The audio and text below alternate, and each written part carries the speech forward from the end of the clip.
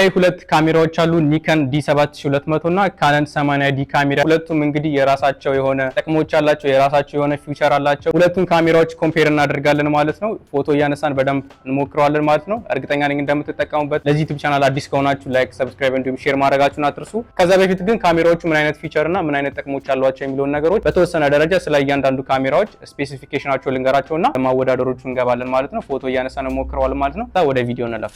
ከኒከን 7200 ሲንጀምር የሚያመሳስላቸውን ነገር ስንመለከት እንግዲህ ሁለቱም 24.2 ሜጋፒክሰል ናቸው።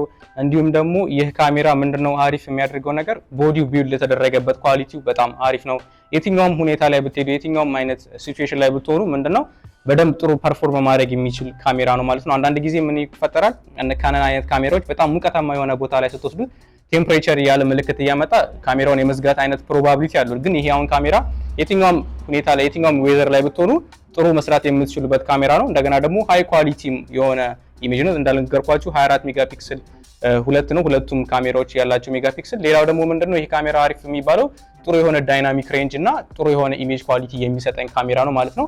ሶ ይሄ የራሱ የሆነ ኳሊቲዎች አሉት። እንግዲህ እንደ ጉዳት የምንመለከተው እዚህ ካሜራ ላይ ለቪዲዮ በምንጠቀምበት ሰዓት ላይ ጥሩ የሆነ አውቶ ፎከስ ሲስተም የለውም። ግዴታ እያንዳንዱ ማኑዋሊ ፎከስ ማድረግ ይኖርብናል ማለት ነው በዚህ ካሜራ ቪዲዮ ስንቀርጽ።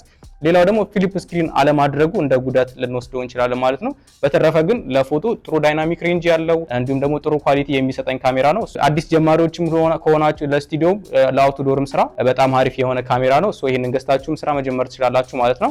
ቀጣይ ወደ ካነን እንምጣና የካነን የተወሰኑ ፊቸሮችን አይተን ደግሞ ስቱዲዮ ላይ ኮምፔር እናደርጋለን ፎቶ እያነሳን ማለት ነው። ካነን 80D ስንመጣ ብዙ ሰዎች ስቲል የሚጠቀሙበት በጣም ጥሩ ፐርፎርም የሚያደርግ አሁን ብዙ ሰዎች የሚጠቀሙበት ነው። ለትላልቅ ሰርግ የሚጠቀሙበታል ማለት ነው። ይሄ ካሜራ እንግዲህ ለትላልቅ ሰርግም እንዲጠቀሙበትና እስኪ አሁን አሪፍ እንዲሆን ያደረገው ነገር ምንድነው አውቶ ፎከስ ሲስተሙ በጣም አሪፍ አውቶ ፎከስ ሲስተም ነው ያለው።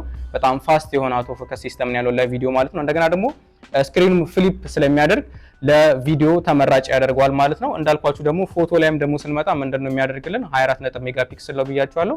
ከዛኛው ጋር ዘሴም የሆነ ሜጋፒክሰል ላይ ያላቸው። ሌላው ደግሞ እዚህ ካሜራ ላይ እንደ ጉዳት የሚታየው ቦዲያቸው እንደነገርኳችሁ ያኛው የትኛውም ዌዘር ላይ መስራት ትችላላችሁ በዛኛው ካሜራ። በዚህኛው ካሜራ ግን በጣም ሞቃታማ የሆነ ቦታ ላይ ከሆነ ቴምፕሬቸር የማለት ፕሮባቢሊቲው በጣም ሰፊ ነው ማለት ነው። ሙቀት የመቋቋም እድሉ ትንሽ ከዛኛው ጋር ኮምፔር ስናደርገው ያኛው የተሻለ ነው ማለት ነው። ኒከኑ የተሻለ ነው ማለት ነው። እዚህኛው ካሜራ ላይ በጣም ለፎቶ በጣም አሪፍ ነው። ይሄኛውን ካሜራ ነው እኔ የምጠቀምበት። በሁለቱም ካሜራ የመስራት አጋጣሚዎች አግኝቼበታለሁ። ከዚህኛው የተሻለ ምለው ከለር ሳይንሱ በጣም አሪፍ ነው። እንደገና ደግሞ ለመጠቀም ኢዚሊ ለመጠቀም በጣም አሪፍ ነው። ያኛው ትንሽ ኮምፕሊኬትድ የሆነና ስማቸውም ፒክቸር ስታይሉን በምናስተካክልበት የተለያየ ስም ነው ያላቸው። ፍላጎታችሁ ከሆነ ኮመንት ላይ አስቀምጡልኝ። ስለ ኒከን ካሜራ ዲቴል እሰራላችኋለሁ። ፍላጎታችሁን ኮመንት ላይ አስቀምጡልኝ። ሴቲንጎቹን እንዴት ፎቶ ማንሳት እንደምንችል ኔክስት ቪዲዮ ላይ እሰራላችኋለሁ። ፍላጎታችሁን ኮመንት ላይ አስቀምጡልኝ። ሶ ኮምፔር በምናደርግበት ሳለ ለኔ ሁለቱም የተሻሉ ነው ብያችኋለሁ። ስቱዲዮ ላይ ገብተን በየትኛው የተሻለ ፎቶ አነሳለሁ የሚሉን ነገሮች ቼክ እናደርጋለን ማለት ነው። እርግጠኛ ነኝ እንደተጠቀማችሁበት። ለዚህ ዩቲዩብ ቻናል አዲስ ከሆናችሁ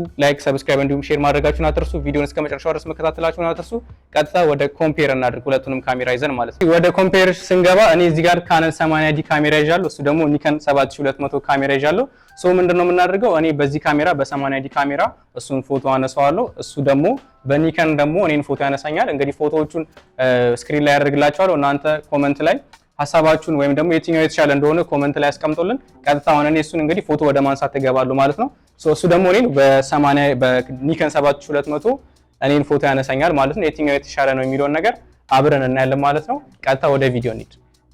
ካሜራዬንም ላይት ሴታፔንም ሬዲ አድርጌቻለሁ። ቀጥታ አሁን ምንድነው የማደርገው ፎቶ ወደ ማንሳት ነው የምገባው ማለት ነው። እሱ ደግሞ እንዳልኳችሁ በኒከን ካሜራ ፎቶ ያነሳኛል። እሺ ሳቅ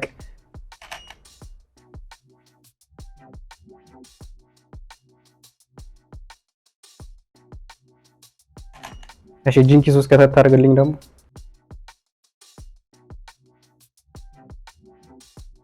እሺ በቃ የመጨረሻ አንድ ኖርማል ዙም እንበልን ትንሽ ዝቅ አንገተን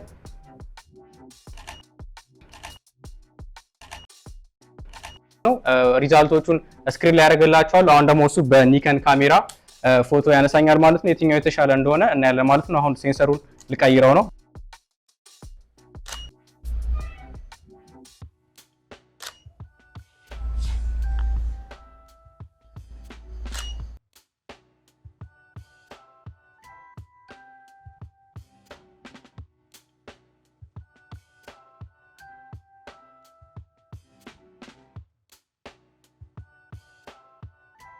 እኔም በካነን ካሜራ አሪፍ ብዬ የማስባቸውን ፎቶዎች አንስቻለሁ። እሱም በኒከን ካሜራ እንግዲህ አሪፍ ብሎ የሚያስባቸውን ፎቶዎች አንስቶኛል ማለት ነው። እንግዲህ ሪዛልታቸውን ስክሪን ላይ እንደምታዩት በኒከን ያነሷቸውና በካነን ያነሷቸውን ማየት ትችላላችሁ ማለት ነው።